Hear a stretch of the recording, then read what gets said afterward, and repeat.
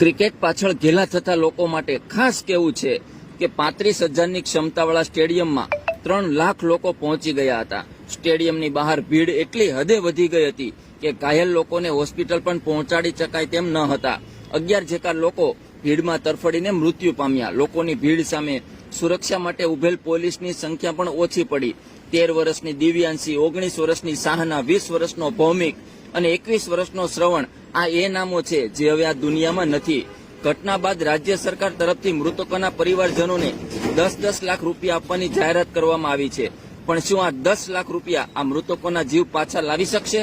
આઈપીએલની આ વર્ષની કમાણી 12,000 કરોડ, મૃતક પરિવારના લોકોને આપ્યા 10 લાખ. આરસીબીની પ્રાઇઝ મની 20 કરોડ રૂપિયા છે.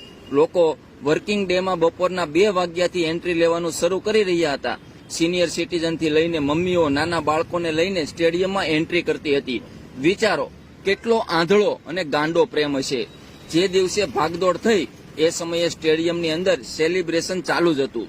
વિરાટ કોહલીને ઇન્સ્ટાગ્રામ પર ફોટો શેર થઈ રહ્યા હતા. તો જે લોકો બહાર મરી રહ્યા હતા એમણે વિચારવું જોઈએ કે એની વેલ્યુ શું છે.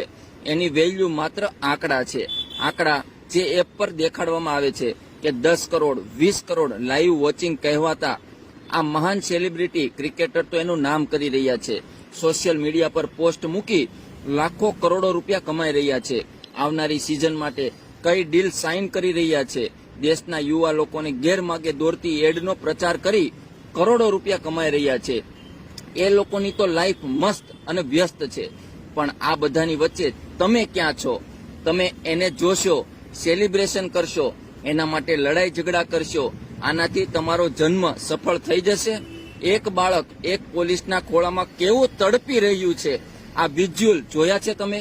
આવા વિઝ્યુઅલ જોઈ તમારો આત્મા કાપી નથી ગયો? શું આ જ લાઈફ છે? બીજું કંઈ અગત્યનું કામ નથી લાઈફમાં?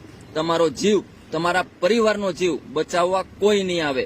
તમારે તમારું ધ્યાન જાતે જ રાખવું પડશે.